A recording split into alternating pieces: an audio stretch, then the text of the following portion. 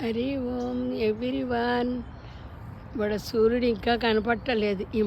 చెట్ల మధ్యలో ఉంచి చూస్తుంటే సూర్యుడు కనపడతాడు. ఇవాళ కనపట్టలేదు.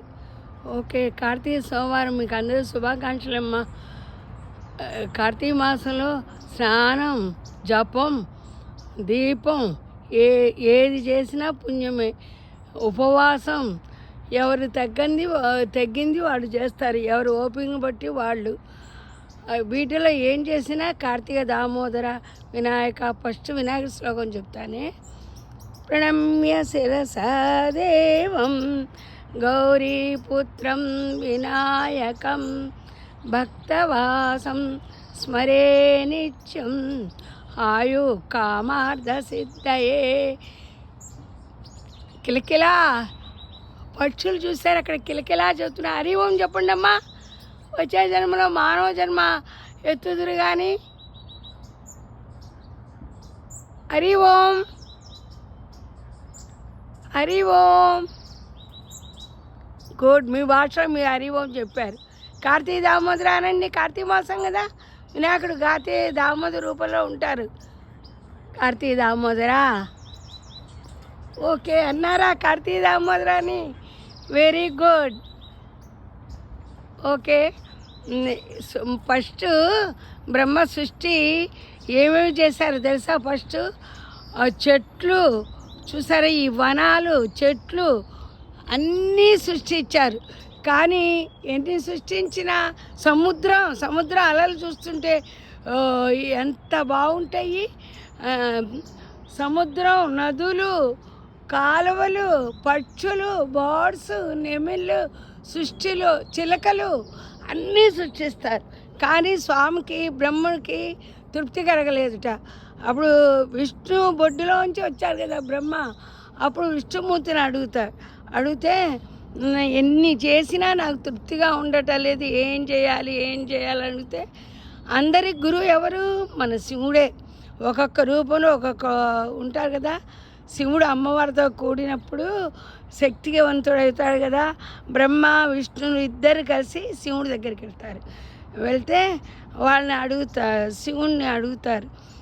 నదులు సృష్టి ఎన్ని చేసినా నాకు తృప్తిగా ఉండటం లేదు, ప్రపంచంలో ఇంత అందాలు ఉన్నా కూడా. చూసారా, ఈ ఆకులు చూపిస్తూ ఉండండి. ఇదిగో ఈ ఆకులు చూసారా, ఒక్కొక్క ఆకు ఒక్కొక్క రూపంలో ఉంది. ఎరుపు చూసారా, ఎరుపు అంటే పెద్దవాళ్ళు. పండుటాకులాగా మిగిలేమని పాడతారే, అవి వీళ్ళు చిన్నపిల్లలు. ఇలాగా సృష్టిలో ఎన్నో అందాలు సృష్టించాను, అయినా సరే నాకు తృప్తి కలగలేదు అని చెప్పి బాధపడతారు. ఎవరు? బ్రహ్మ మనం సృష్టించిన బ్రహ్మే కదా. నేను మా డాడీని అడిగాను, విష్ణుమూర్తిని. ఆయన కూడా ఏం చెప్పలేదు. మీ దగ్గరకు వచ్చాము మేము, మా ప్రశ్నలకు మీరే జవాబు చెప్పాలంటారు అనమాట. ఏ పనైనా మనం చేసామనుకో, తృప్తి లేకపోతే తృప్తి కలిగేదాకా చేయాలని అనిపిస్తుంది ఎవరికైనా సరే. అది మనకు తృప్తి. అబ్బా, ఈ వినాయకుడిని నేనే డ్రాయింగ్ వేసాను, బాగుందా? అది షోడశనామాలు కూడా రాశాను. అలాగే మనకు వినాయకుడు సరిగా రాలేదనుకో, ఈ వినాయకుడు బాగా రాలా, ఇంకో వినాయకుడిని బాగా వేద్దాము, అలా అలా అలా అలా ఇంప్రూవ్ చేసుకోవాలనిపిస్తుంది. ఇప్పుడు దాంట్లో దేవుణ్ణి చూడమంటారు కదా, ఆకుల్లో వాటిల్లో ఒక్కొక్క ఆకు ఒక్కొక్క రూపంలో ఉంది. నాకు నిజంగా ఇవన్నీ చూస్తుంటే ఎంత ఆనందం వేస్తుందో. సరే, నాకు వచ్చిన డౌటే స్వామికి వచ్చింది. వస్తే అప్పుడు శివుడు, పార్వతీ పరమేశ్వరులు నవ్వి శివుడు అంటాడు, ఇవన్నీ చూసి ఆనందించడానికి ఒకళ్ళు కావాలి కదా. ఇప్పుడు మనమే చూస్తున్నాము, అందుకే నీకు తృప్తిగా లేదు. మానవుల్ని సృష్టించు, వాళ్ళు చూసి అన్నిటికీ ఆనందపడుతూ ఉంటారు, అవి చూసి నువ్వు కూడా ఆనందపడవచ్చు అన్నారు.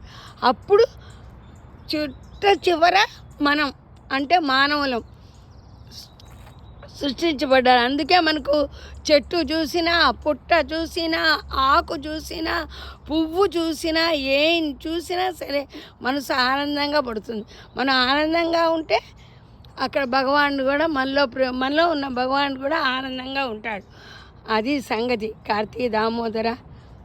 ఉంటా, మీ శ్రీదేవి.